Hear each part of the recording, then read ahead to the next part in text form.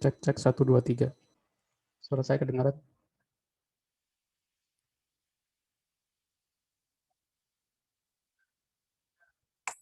Ya, kedengaran, Pak.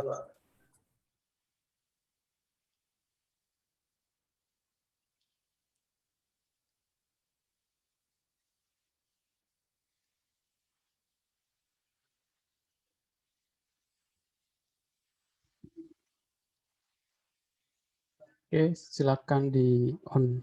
Saya harap semuanya on kamera ya.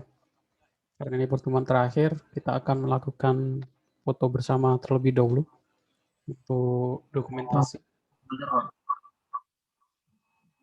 Mau diaktifin aja.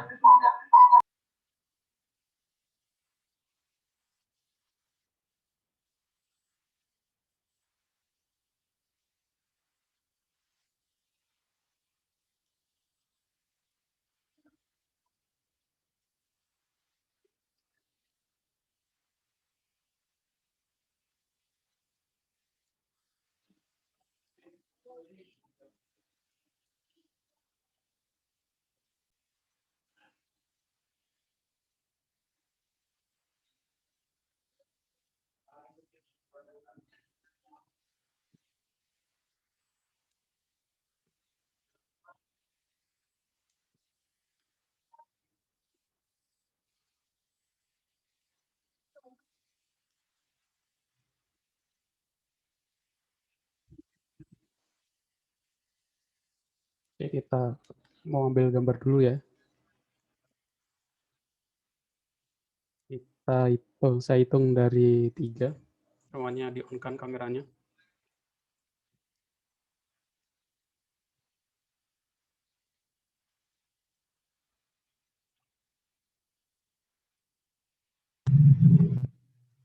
Semuanya lihat kamera ya. 3, 2, 1.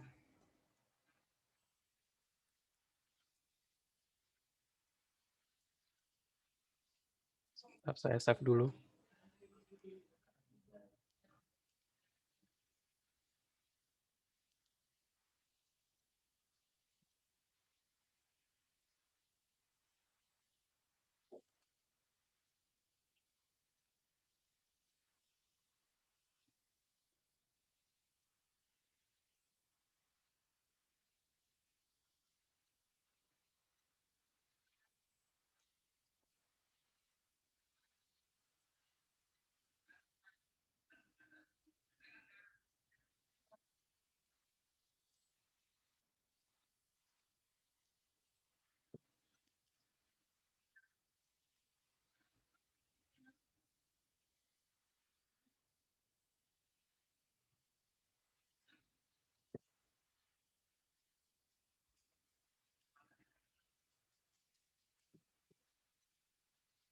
Enggak ke save. Kita ulangi lagi, 1 kali lagi.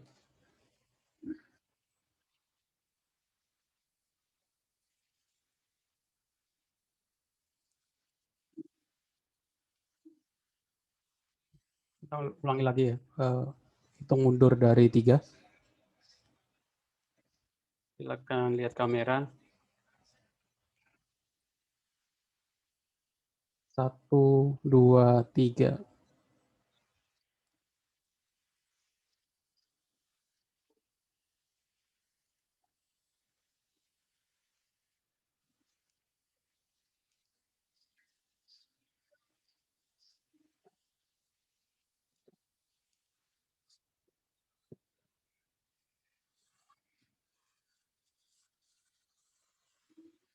Oke, yang kedua gaya bebas.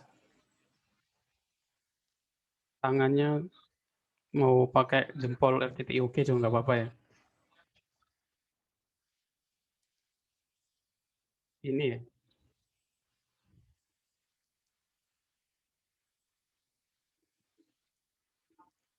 1, 2, 3.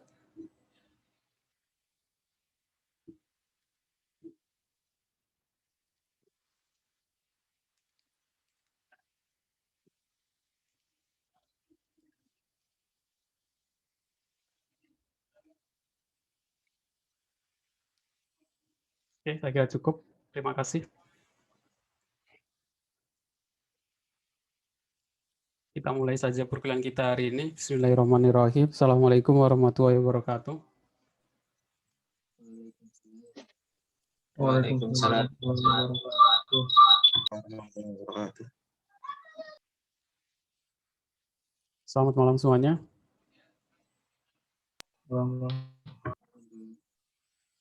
Udah nggak terasa kita masuk ke pertemuan minggu ke-15. Pertemuan terakhir di mata kuliah Sistem Basis Data. Selama full 1 semester kita melakukan perkuliahan secara online ya. Saya juga nggak hafal masing-masing orangnya. Paling hafal nama-namanya saja. Kalau orangnya saya nggak hafal. Jadi saya harap nanti kalau kalian ketemu atau berpapasan gitu ya, kalian boleh nyapa duluan. Kalau saya sih kemungkinan nggak hafal wajahnya ya.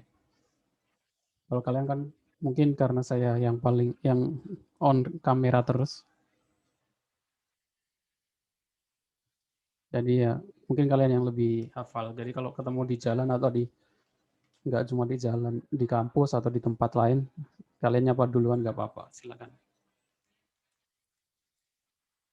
Di pertemuan hari ini yang terakhir kita akan bahas tentang view. Apa itu yang dimaksud dengan view? Ini salah satu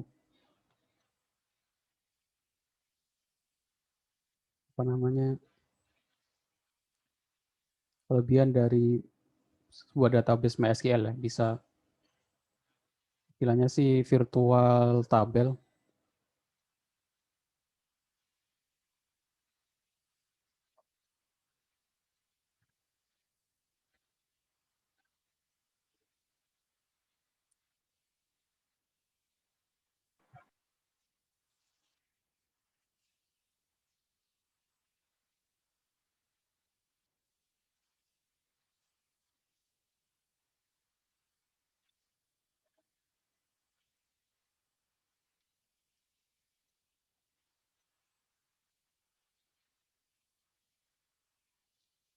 Kita masuk ke definisi terlebih dulu.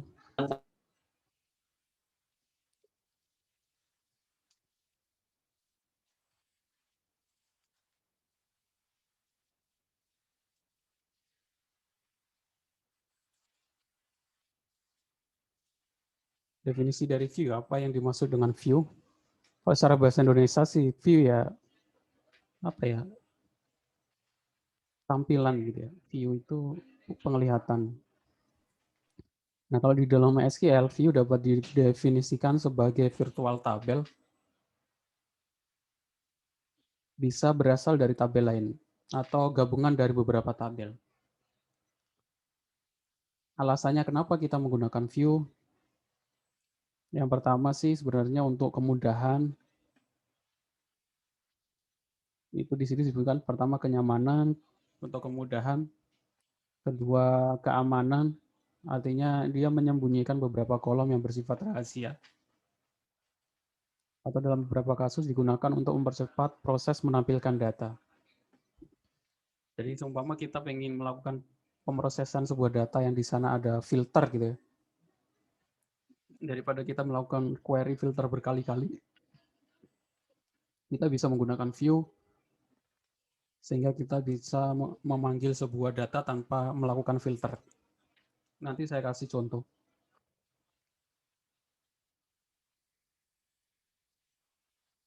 Di sini disebutkan kenapa menggunakan view. Contohnya, saya punya sistem dengan database atau tabel nama tabelnya adalah daftar dosen. Di sebuah kesempatan atau di sebuah mungkin saya pengen buat laporan gitu ya, ingin menampilkan nama dosen yang alamatnya atau berasal dari Jakarta. Tapi di dalam tabel dosen itu ada banyak field ya, ada NIP, ada nama, tanggal lahir mungkin, jenis kelamin, nomor telepon, alamat email, alamat lengkap, golongan darah, dan lain sebagainya gitu ya. Di dalam tabel dosen itu ada banyak, tapi saya hanya menginginkan pengen menampilkan hanya NIP, nama dosen, dan alamat. Standarnya kita bisa menggunakan seperti query di materi itu ya, select nib, nama dosen, alamat, from daftar dosen. Terus kita melakukan pemfilteran, where, alamat sama dengan Jakarta. Masalahnya kalau kita membutuhkan laporan itu berkali-kali, kita harus menjalankan query itu berkali-kali ya. Nah, misalkan query tersebut akan dijalankan setiap beberapa detik, ya, diakses dari website yang sibuk. Pada setiap permintaan data, MySQL Server harus melakukan pemrosesan untuk mencari seluruh dosen yang memiliki alamat dari Jakarta. Jadi query itu dijalankan berkali-kali. Nah, daripada kita menjalankan query itu berkali-kali yang akan memperberatkan sisi server, kita bisa mempermudahnya dengan membuat tabel virtual yang isinya adalah data yang kita inginkan. Nah, itu kita sebut dengan view. Jadi kita nggak perlu melakukan query data dengan filter. Kita cukup manggil select bintang from nama view. Contohnya di sini kita buat view-nya adalah daftar dosen. Bagaimana caranya? Yang pertama kita buat view terlebih dahulu sesuai kebutuhan kita. Sintaks dasarnya seperti ini ya. Create view. Nama view-nya kita deklarasikan. Create view nama view as diikuti dengan query yang akan kita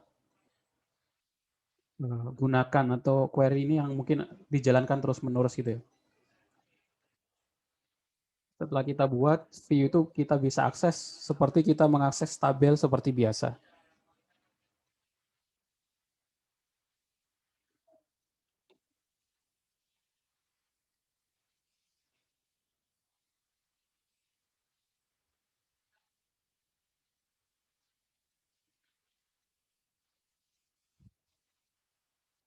Contohnya seperti ini.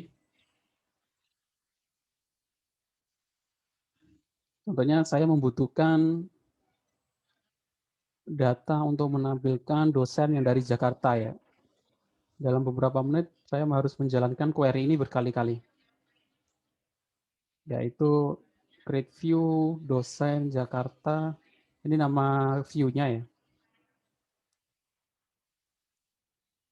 Select data yang ingin kita tampilkan, NIP, nama dosen, alamat, from daftar dosen, nama tabelnya.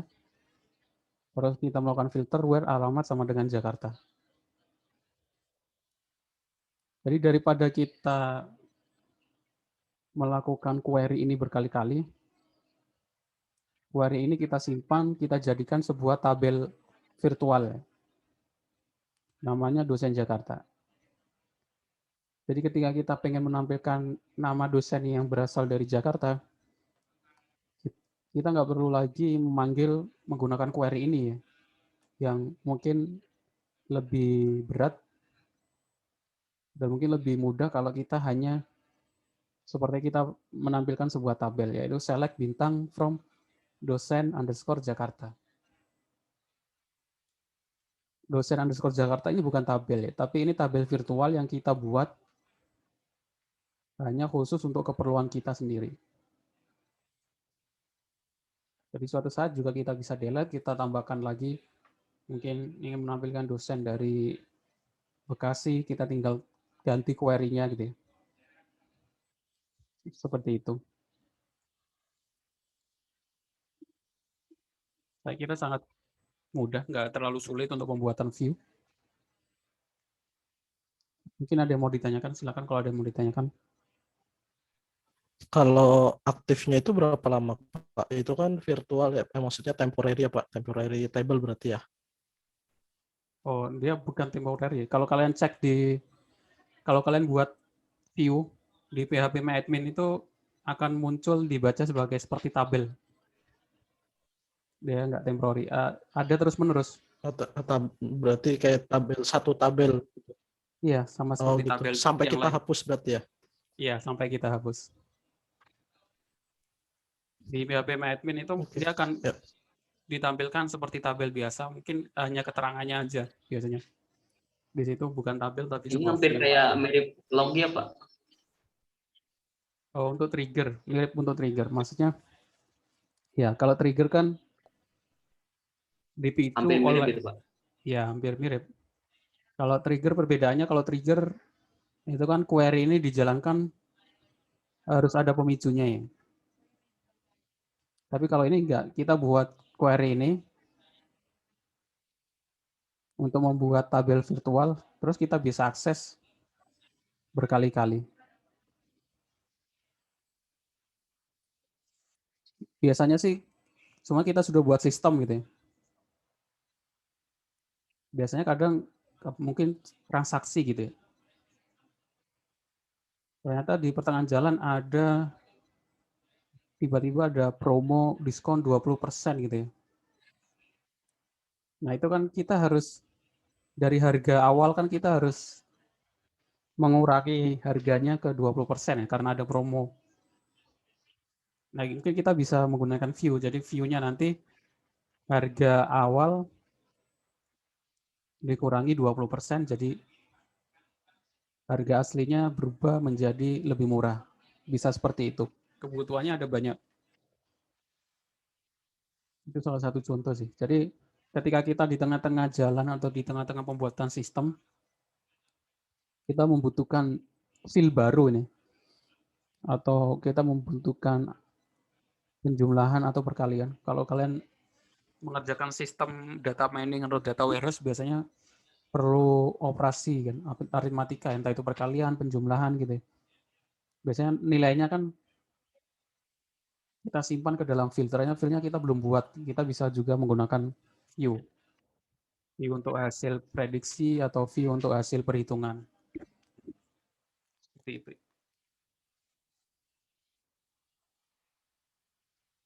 Oke, yang lain mungkin ada yang mau ditanyakan?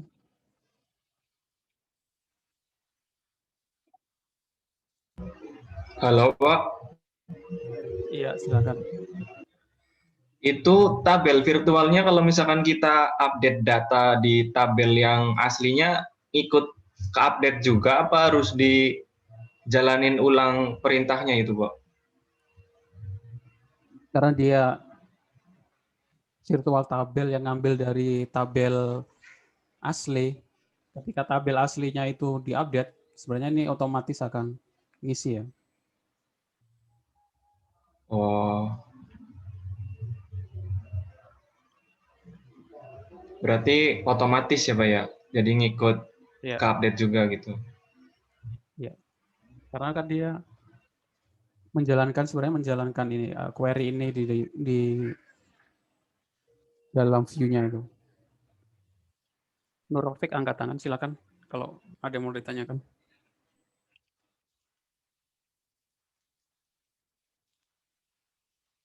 Nggak jadi, diturunkan lagi. Sebenarnya saya ingin memasukkan persyaratan untuk project wise-nya itu view, implementasi view juga sih. Tapi karena saya rasa mungkin sudah banyak, cukup dengan trigger. Saya nggak masukkan, tapi kalau kalian pengen mengimplementasikannya di project UAS juga boleh, nggak apa-apa. Nanti akan dapat poin plus ya, kalau membuat atau mau mengimplementasikan view dalam projectnya.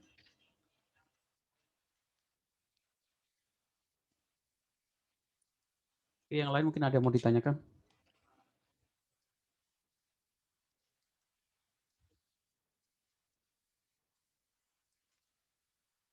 Termasuk juga project wise, kalau ada yang mau ditanyakan silakan. Project wise-nya ya dalam buat sistem ya, apa saja yang dinilai sudah saya jelaskan di pertemuan minggu kemarin. Kalian tinggal buat laporan sama presentasi ya, boleh lewat YouTube atau lewat media yang lain. Yang penting bisa saya lihat untuk saya nilai. Mengingatkan juga untuk pengumpulan tugas, semua tugas terakhir tanggal 11 ya, atau sehari sebelum UAS. UAS-nya kan tanggal 12 Juli, jadi terakhir pengumpulan tugas, semua tugas sampai tugas terakhir itu tanggal 11 Juli jam 12 malam. Lewat dari itu link pengumpulannya, formnya akan saya hapus seperti UTS kemarin ya.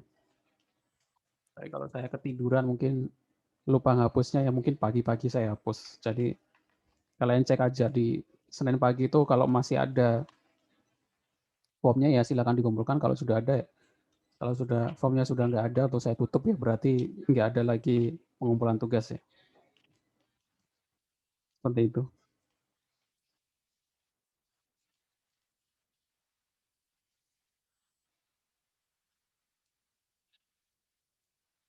Nah, setelah perkuliahan ini saya harap kalian mempelajari atau mengembangkan apa yang kalian pelajari ya. Karena banyak hal yang harus dipelajari yang nggak mungkin disampaikan dalam cukup 15 pertemuan sebenarnya. Salah satunya adalah pengembangan dari sebuah database relasional, itu database non-relasional, dikenal dengan NoSQL. Disebut NoSQL karena tidak menggunakan bahasa pemrograman SQL atau bahasa struktur query language. NoSQL itu kepanjangan dari Not Only SQL, yaitu perkembangan dari SQL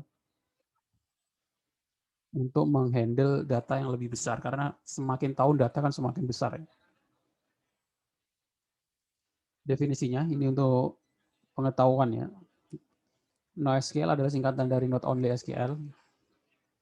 Hal yang satu ini sebenarnya bukanlah sebuah bahasa layaknya SQL.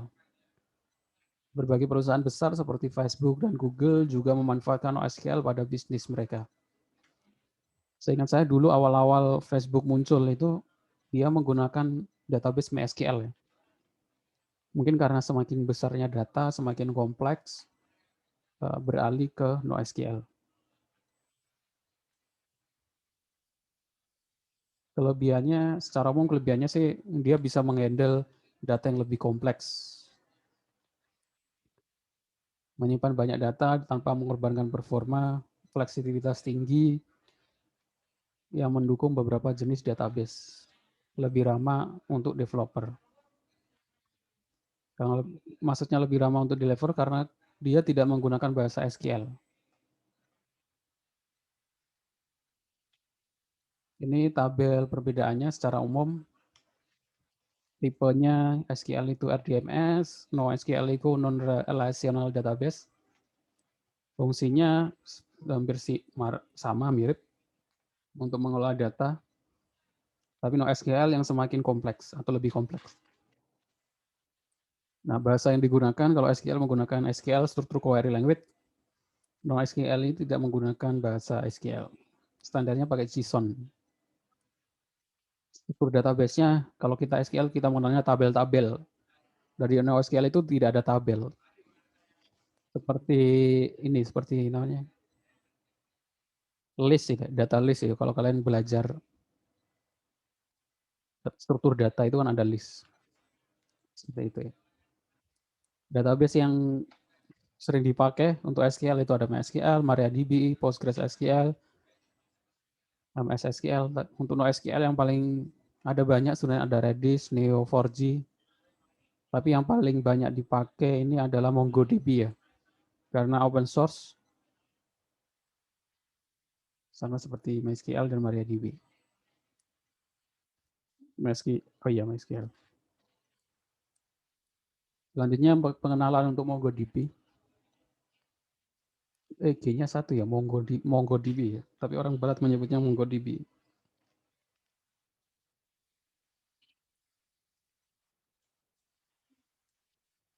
Sama seperti SQL ya, orang barat ada dua versi. Ada yang nyebutnya SQL biasa, ada yang menyebutnya dengan SQL. Pronunciasinya agak beda.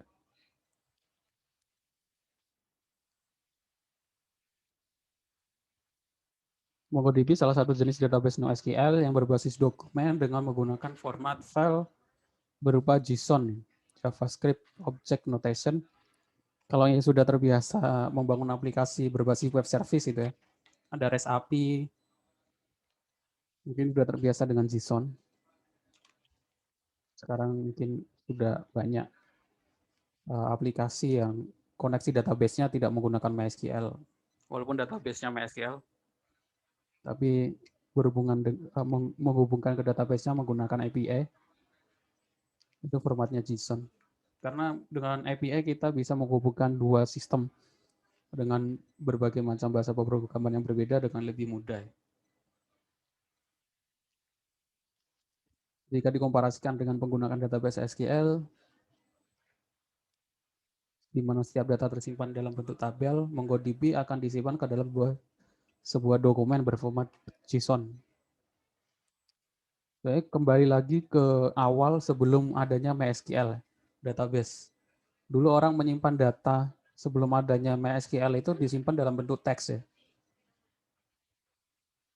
Seperti kita menyimpan dalam bot gitu ya. Disimpan dalam bentuk teks. Tapi nggak ada formatnya. Kalau NoSQL ini dalam bentuk JSON.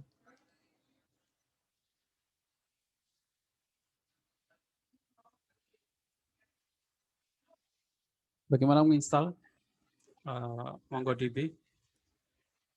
Standarnya sih kalau kita membuat sistem dan mendeploy-nya ke sebuah server, entah itu shared hosting atau di VPS ya, kita harus installnya di server kita.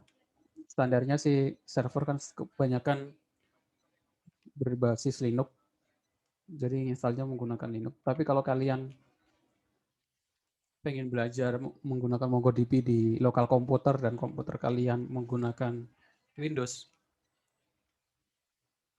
kalian bisa install di Windows dengan kunjungi saja websitenya mongodb.com, terus kalian pilih basisnya yang 64 bit atau 32 bit, terus kalian installnya seperti biasa, seperti kita install Sun. Saya sarankan kalau kalian fokus ke pemrograman web, pengembangan aplikasi, develop aplikasi, menggunakan sistem operasinya sih basis Linux ya. Pertama mungkin lebih ringan, terhindar dari virus, open source. Yang utama sih karena server yang kalau kita membuat sistem dan kita deploy di server, dan servernya itu otomatis berbasis Linux, kemungkinan tidak ada banyak kendala ya. Daripada kita bangun sistem di Windows terus kita deploy di server yang berbasis Linux, biasanya akan banyak kendala di huruf besar dan huruf kecil. Kalau nggak terbiasa menyamakan huruf besar huruf kecilnya. Kalau di Windows itu nggak ada masalah, huruf besar huruf kecil dianggap sama. Tapi kalau di Linux huruf besar dan huruf kecil berbeda. Seumpama saya buat file laporan.php dengan L besar gitu ya.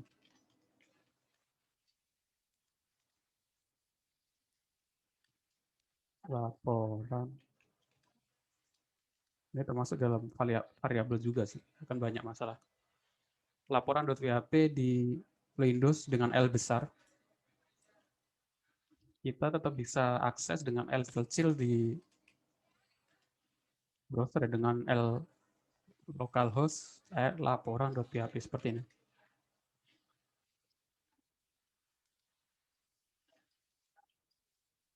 Tapi kalau di Linux ini akan mengasih informasi file not found ya 404. Karena di server L-nya L besar, kalian aksesnya dengan L kecil. Nah itu perbedaan mendasar di Linux dan Windows. Permasalahan di sini. Kalau kita mengabaikannya dari awal, dari pembuatan variabel dan lain sebagainya, ketika kita deploy di server yang berbasis Linux akan jadi masalah. Banyak variabel yang nggak kebaca ya, karena perbedaan huruf besar dan huruf kecil. Jadi kalau memang fokus ke pembuatan aplikasi sistem, develop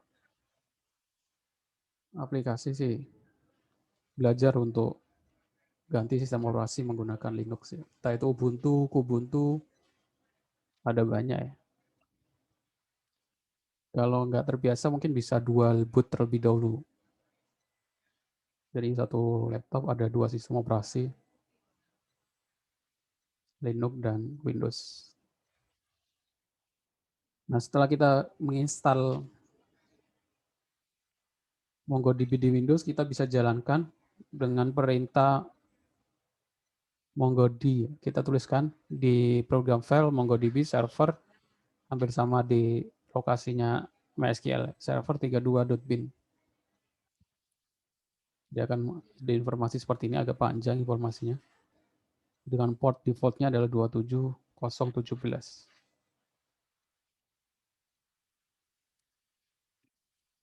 Seperti itu.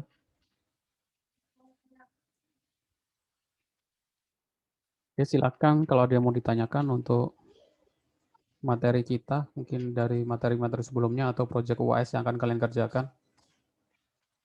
Kalau ada pertanyaan. Ini ada yang nanya di website. Pak, maaf, untuk presentasi sama pengumpulan laporannya batasnya sampai kapan? Batasnya ya sampai standarnya UAS seminggu ya. Yang UAS-nya tanggal 12 hari Senin, 2 minggu lagi, Senin depannya lagi ya. 12 hari Senin.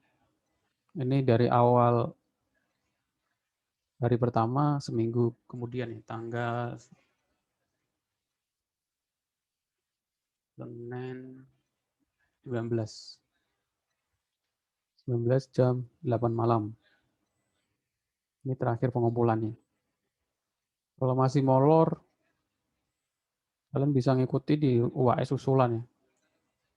UAS usulannya itu kalau kita lihat di pengumumannya itu, kalau nggak salah tanggal berapa? Saya lupa. Agustus ya. Saya kira waktunya cukup ya. Seperti itu.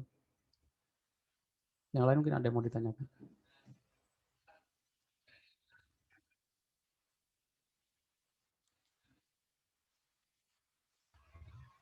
Halo Pak, Ya, untuk presentasinya itu kita bikin PPT atau nanti cukup bikin video terus menjelaskan project yang kita bikin gitu Pak, sambil di screen recorder gitu.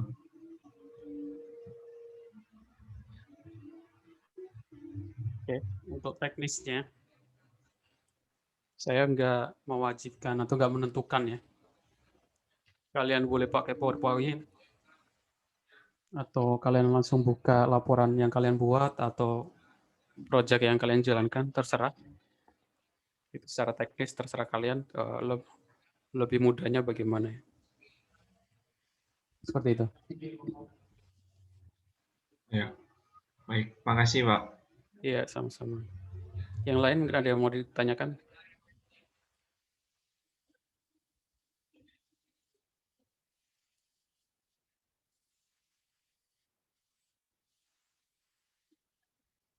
Nanti saya ingatkan lagi ya untuk proyeknya. Yang pertama, aspek-aspek yang dinilai adalah ada create, update, delete ya, standarnya. Insert, update, delete dari masing-masing data gitu ya, tabel. Terus ada tabel transaksi. Nah, terus kalian masukkan trigger, implementasikan trigger ketika presentasi ya, kalian tunjukkan triggernya itu sebelah mana, terus kalian coba triggernya berjalan atau enggak gitu ya. Terus pembuatan laporannya bisa pilih salah satu, bisa dalam bentuk cetak, PDF atau Excel seperti yang saya contohkan di minggu kemarin. Sudah saya kasih contoh kodenya juga, kalian tinggal kembangkan, sesuaikan dengan studi kasus kalian masing-masing. Terus terakhir ya logout sistem ya, sistem login sama logoutnya. Sama, jadi kalau ada yang belum buat tabel user, kalian tambahkan tabel user ya, untuk menyimpan username dan password. Terus menyimpan passwordnya dalam bentuk MD5 ya, nggak boleh nyimpan password dalam bentuk plain text istilahnya. Plain text itu password yang tidak terenkripsi. Jadi kalian tunjukkan ketika presentasi database-nya itu sudah menyimpan tabel dengan menyimpan data passwordnya itu udah dalam bentuk MD5 atau belum. Seperti itu ya. Ada yang mau ditanyakan?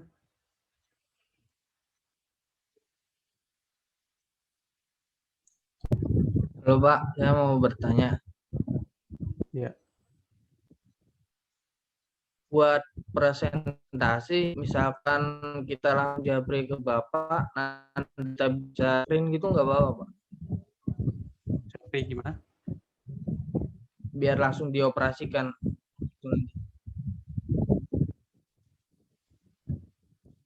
Mau presentasi Japri lewat Zoom gitu maksudnya? Nanti bisa lewat Zoom atau Google Meet gitu Pak. Boleh. Jadi kalau nggak pengen upload dalam bentuk video,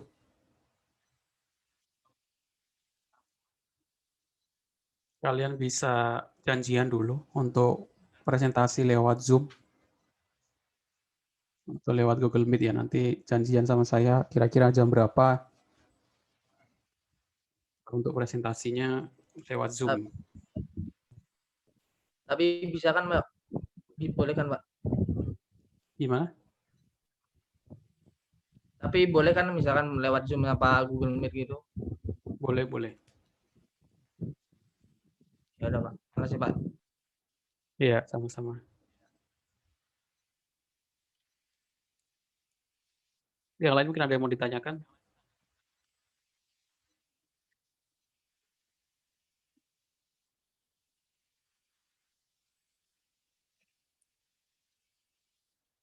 Setelah perkuliahan ini saya kira proyeknya tetap kalian jalankan, nanti kalian kembangkan.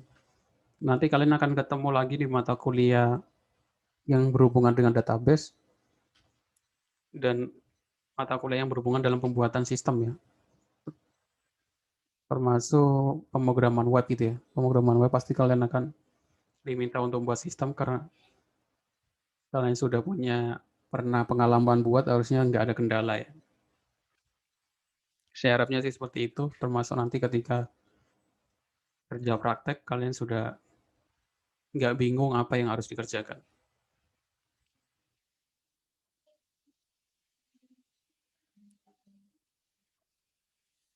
Oke, saya cukupkan perkuliahan kita hari ini, saya kira. Terima kasih untuk yang sudah datang. Kalau nanti masih ada pertanyaan, kalian bisa tanya di grup ya, seperti itu. Saya akhiri. Assalamualaikum warahmatullahi wabarakatuh.